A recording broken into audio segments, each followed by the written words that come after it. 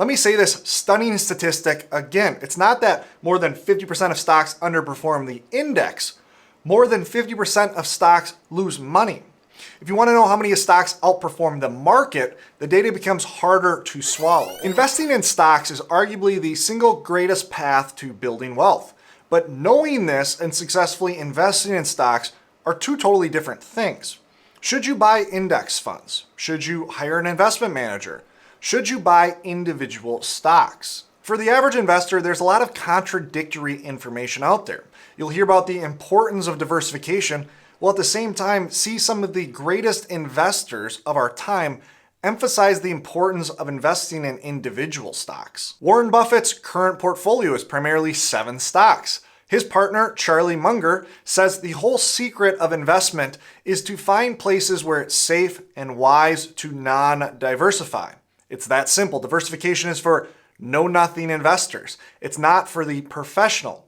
Famous investor Peter Lynch says there's no point in diversifying into unknown companies for the sake of diversity. It seems the best investors in the world are fans of individual stocks. And so who are we to argue? Well, maybe, just maybe what works for extraordinary individuals doesn't work for ordinary individuals. In fact, for the average investor, you are more likely to lose wealth than grow wealth picking stocks. The deck is stacked against you, and we're going to show that throughout this video. Stocks operate in a power law relationship. What this means is similar to net worth in the US, a small few have an outsized impact or share of the resources. We've all heard the statistics, the wealthiest 1% control 54% of the wealth globally.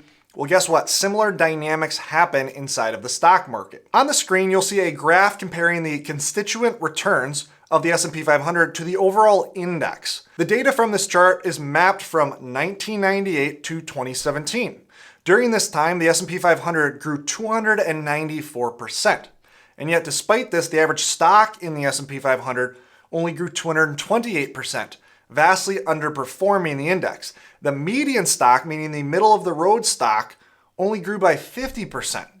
So if we're an investor just picking a stock at random, you have a more than a 2/3 chance of picking a stock that underperforms the overall index by a wide margin. If we zoom out to the broader market, the data against individual stock picking becomes overwhelming. From 1802 to 2012, 2 centuries worth of data, the stock market as a whole has grown wealth at an incredible pace.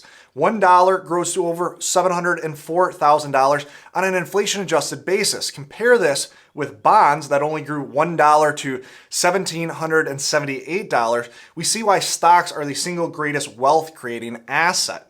But if you zoom out of this data and just look at an individual basis, you see a completely different story told. Over the last 90 years, 57.4% of individual stocks had a lifetime return less than a 1-month treasury bill over that same period of time, which means that stock owners took a whole heck of a lot of risk to do worse than simply holding cash. Furthermore, the most frequent outcome when looking at all of these stocks over this period was a complete loss of your wealth, meaning those stocks declined 100%. More than half of the stocks delivered a negative lifetime return. So, do you still think you can successfully invest in individual stocks? Diving deeper into similar data published by dimensional funds, we see that on a 5, 10, and 20-year basis, more than 50% of stocks lose money. Let me say this stunning statistic again. It's not that more than 50% of stocks underperform the index. More than 50% of stocks lose money. If you want to know how many stocks outperform the market, the data becomes harder to swallow. Only 21.4% of stocks outperform the broad market over a 20-year basis. Now, reframing this, if you picked a stock at random, you would have only a 47.6% chance this company is still around in 20 years, and a 21% chance that stock will outperform the market. But maybe the data thus far hasn't convinced you. After all, you're probably not just picking stocks at random. You're putting thought and strategy behind what you buy and sell. Just like, well, professional mutual fund managers. Now, these managers are putting millions of dollars into research, into talent in order to grow the wealth of their fund's investors. Any reasonable person would have to admit these professional managers have more resources and abilities than the average person. And yet more than 93% of these professional managers underperform the index, underperform the market on a 15-year basis. And you know what's funny? Sports announcers will describe a sure thing as a slam dunk. But do you know the success rate of a slam dunk in the NBA amongst the best basketball players in the world is only 92%, meaning that an NBA player is more likely to miss a dunk than you are to outperform the market by investing in a mutual fund. And keep in mind that this underperformance happens on both an absolute basis as well as a risk-adjusted basis, meaning there's really no middle ground here. It's not as if these mutual fund managers earn a similar return with less risk.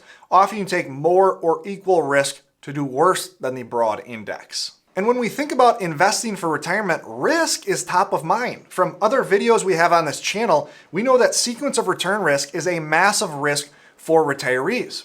If you lose wealth at the wrong time in retirement, you may very well end up losing retirement altogether.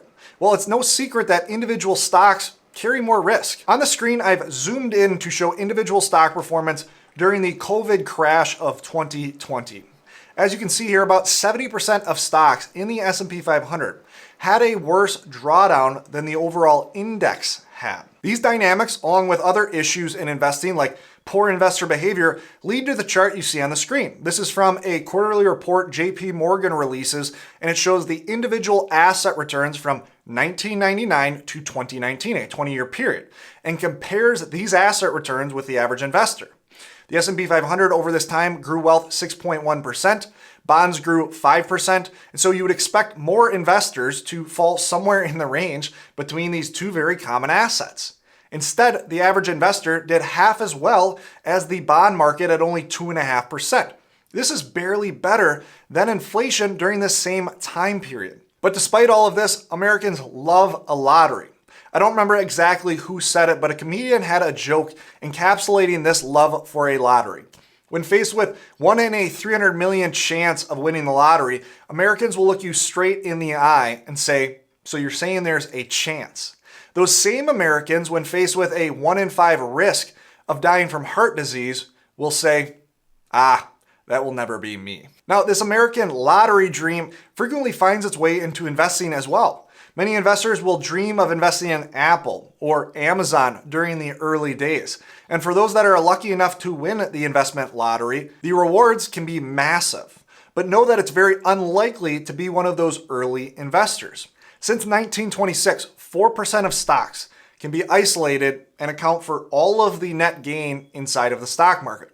Once again, it's a slam dunk that you will not be lucky enough to invest in one of these companies early enough. Now, a mistake that I see a lot of investors make is thinking they have more information than they actually do. And it comes from a misunderstanding for how the stock market works. Think about the stock market as a giant auction with millions of participants. Everyone is bidding to get the best price with the information known today. It's very unlikely in this type of auction style that you'll find a massive deal when dealing with millions of bidders. Almost all available information is priced in, at least by a small number of those bidders.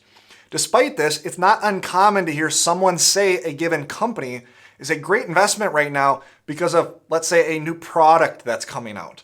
But do you think you're the only one who knows that product is about to be released?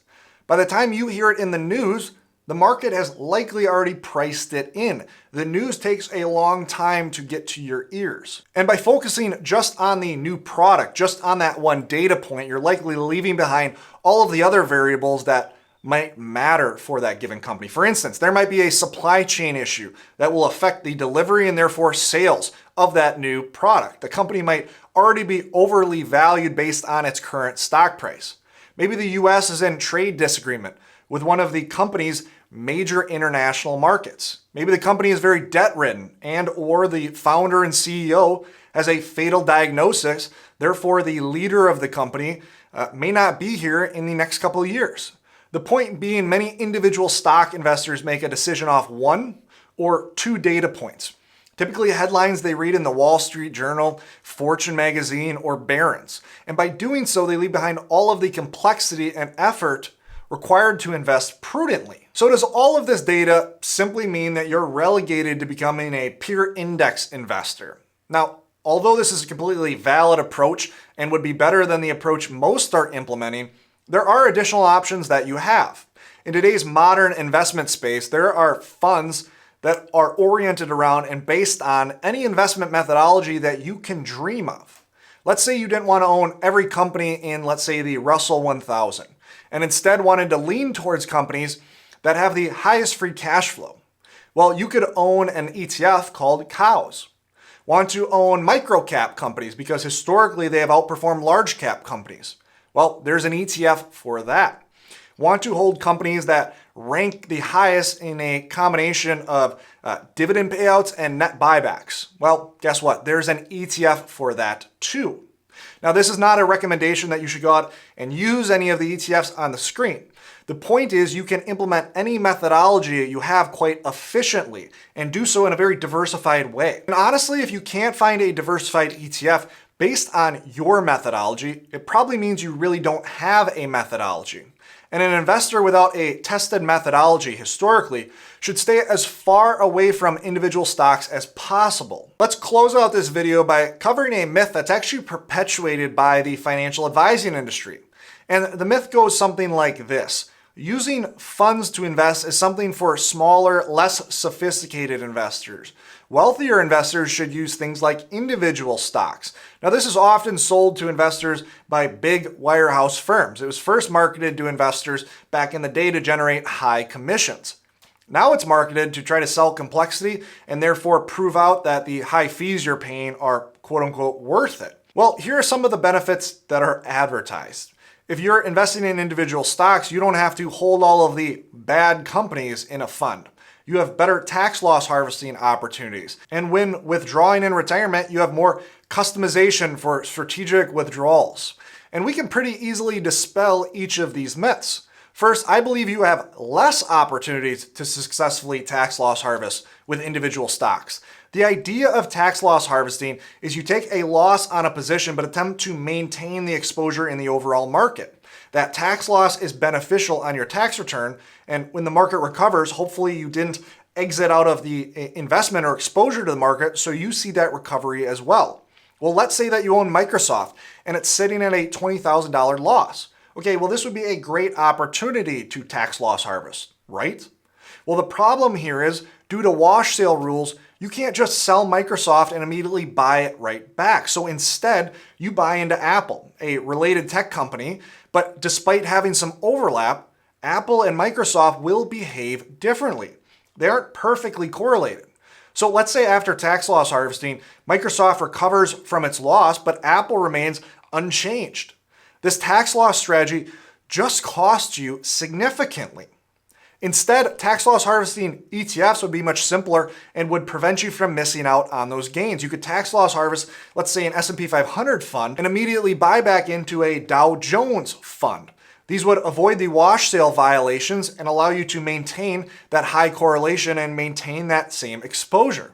There's simply too much risk when we talk about individual stocks and tax loss harvesting. I don't love the idea, in fact, of tax loss harvesting individual stocks for the exact situation we just laid out to you. Furthermore, this idea that investing in individual stocks allows you to have some sort of added benefit for strategic withdrawals is an idea that falls short on its promises. Let's say that you have a portfolio as shown on the screen and you need $10,000 for a given withdrawal. How does individual stock allocation help you more than owning a broad index fund?